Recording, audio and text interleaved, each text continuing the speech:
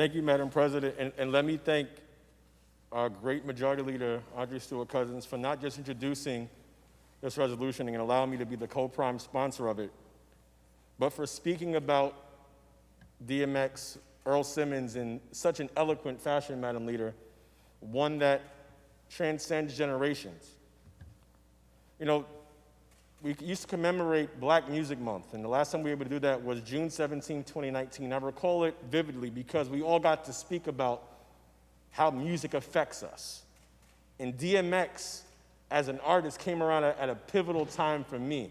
I was in high school, but Mount Vernon born, Yonkers raised, Earl Simmons. He affected the lives of so many people. Passed away far too soon at the age of 50, and during that hospitalization, so many of us, we prayed for him like he prayed on his music, like he prayed in his music. On every DMX album, there was a word of scripture. There was a gospel track. There was something to show his connection and his faith. And we as his fans, his supporters, people that never met him but felt that we knew him, we tried to will him through it, but we weren't able to. But when he passed away, the entire neighborhood was playing his music so loud. And they were playing different songs. But for some reason, Madam President, they all seemed to fit together. They blended beautifully together because that's kind of what hip hop is to so many of us. It's what it is to me. And I was speaking about it earlier about me in high school, right? And I remember the first time I heard DMX, and it was either on Hot 97 or it was a DJ Clue mixtape. I can't remember. But back in those days, we had to wait for the music to come out. We couldn't just go on Apple Music and pull it up, right? But it was a song called 24 Hours to Live. And what stood out to me was that he was a featured artist on the song, but he was given the last verse.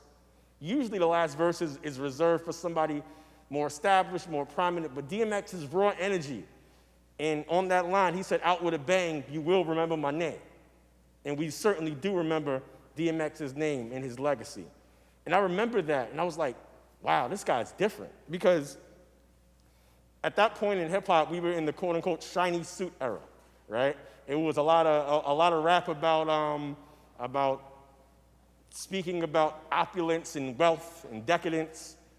And then you heard gritty, a raw, but powerful and emotional voice, and it made you stop and think like, who is this?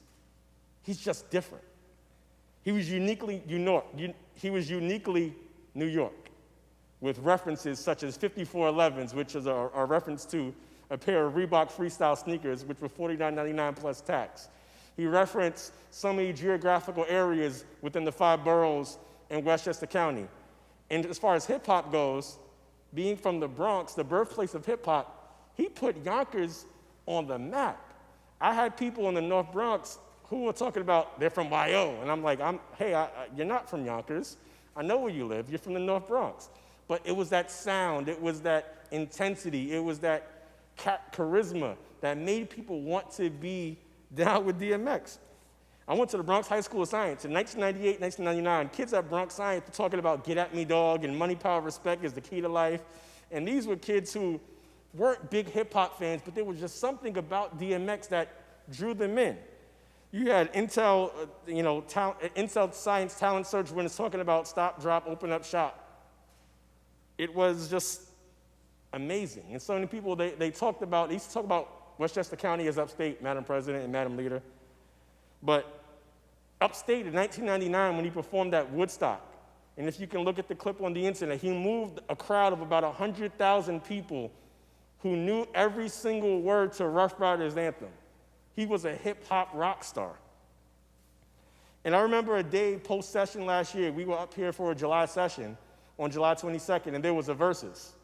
It was something that's been put together by Swiss Beats and Timbaland in the era of COVID-19 for us to be able to have some sort of music. And the DMX versus the Snoop Dogg versus was something that was must-see TV.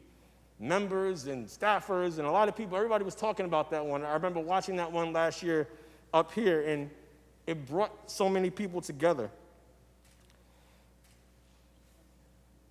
He was ahead of his time when it came to honesty and openness about who he was.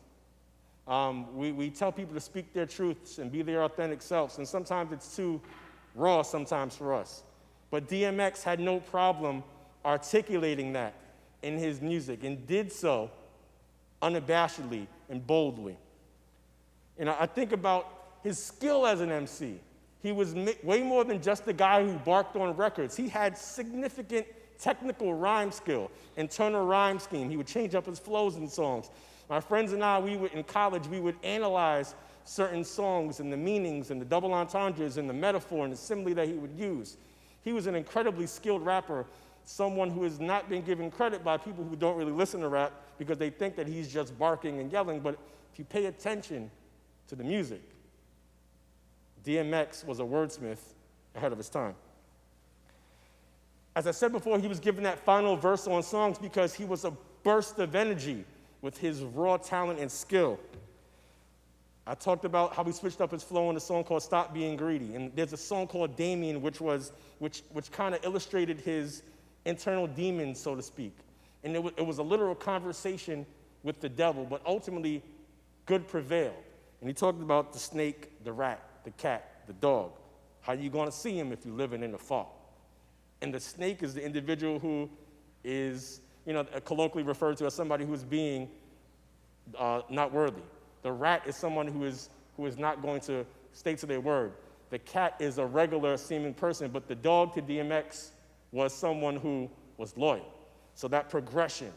See, so there's a level of skill and intensity and thought process in his rhyme skills. And there was Brenda, Letitia, no.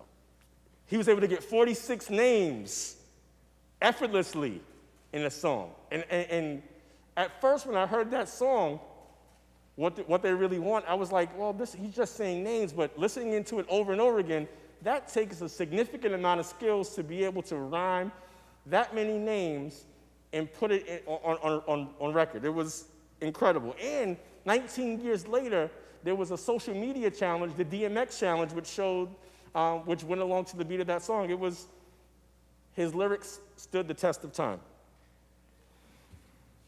Now, on this very floor, we speak about the effects of childhood trauma, substance use disorder, and how it leads to crime. And we all agree, at least in this chamber, I hope we do, that we should find a way to stop these root causes. We have to do everything that we can to help people recover and thrive so that people do not succumb to these illnesses. The reality is that people growing up, nobody wakes up in the morning and decides that they want to feel pain, that they want to have trauma. These are things that sometimes individuals are faced with, but they deal with them. Earl Simmons dealt with them. DMX dealt with them. He lived his authentic truth. Sometimes we say we want to hear it, but we don't really want to hear it. We tell people we understand the conditions that they live in, but we turn our collective noses up when we hear certain lyrics because they're too raw for us. Now, quite frankly, DMX talked about a lot of things that we've either fixed in this house, thanks to the leadership of Andrea Stewart Cousins, or that we will still look towards fixing. When he said in the song, "Get at me, dog, you know what I mean? I'm just robbing to eat," and there's at least 1,000 like us robbing out in the street, he talks about actual hunger, the root causes of crime, and attempting to survive.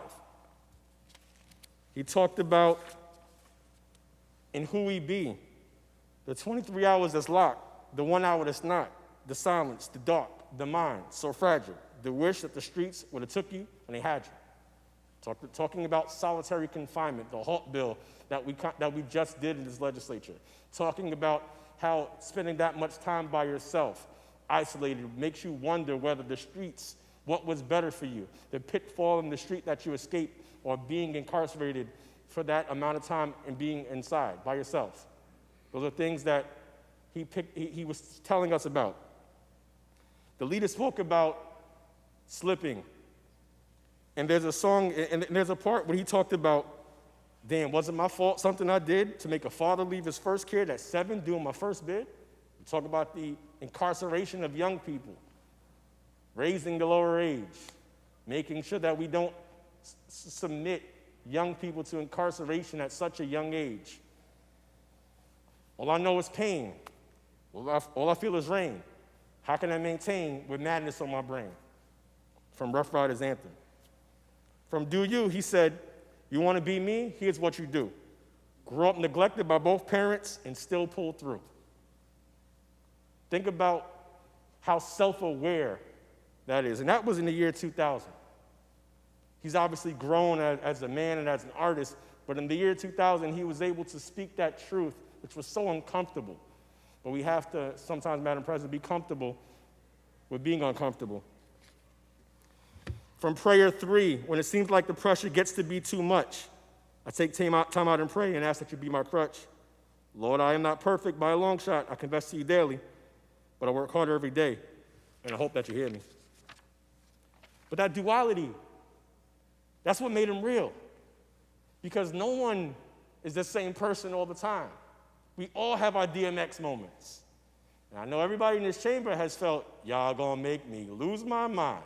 Up in here, up in here. I know everybody's felt that. Who hasn't had a Rough Riders Anthem kind of day? Or who hasn't had a day where they try to figure out what games are being played and how's it going down? But who also in this chamber who has not had a moment where they were slipping, falling, and they felt that they couldn't get up? But they got back up. He can hype you up to work out. He can make you think introspectively. And Madam President, dare I say that anybody that's ever tried to rap along with a DMX song has changed their voice. I don't care who you are. I don't care what song you're singing. You're not using your regular voice if you're rapping along to a DMX song. You're trying to go one octave below. You're trying to get the growl. You're trying to do it. I've tried not to. Intentionally, I've tried not to go into the DMX voice, but I can't help it. It is something that was just so specific to who he is. The praise that he offered were often invigorating. But, I mean, we know him as DMX, but to his loved ones, he was just Earl. Father, grandfather, a loyal friend, just someone who people relied on. I never actually got the chance to meet him in person, and the one time that I was going to meet him when he was coming back to perform in the city of Mount Vernon, he was coming in as I was leaving, and I didn't get the chance to meet him. But everybody that I've ever known that's met him has said that he was incredibly affable, a kind soul, someone who was much more comfortable with those who didn't have as much than he would be with those who seemingly had it all. Stop for pictures with everybody. And if you're reading social media and looking at all of the encounters that he's had with people, with perfect strangers, the one woman who forgave her father for substance abuse after speaking to DMX one time.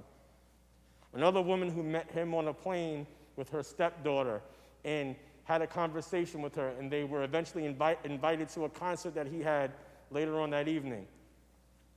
The time that he mopped the floor of a Waffle House because he saw that the worker at the Waffle House was overly tired. And DMX said, and I quote, "The minute you get too big to mop up a floor or to wipe a counter, that's the exact minute you have life messed up."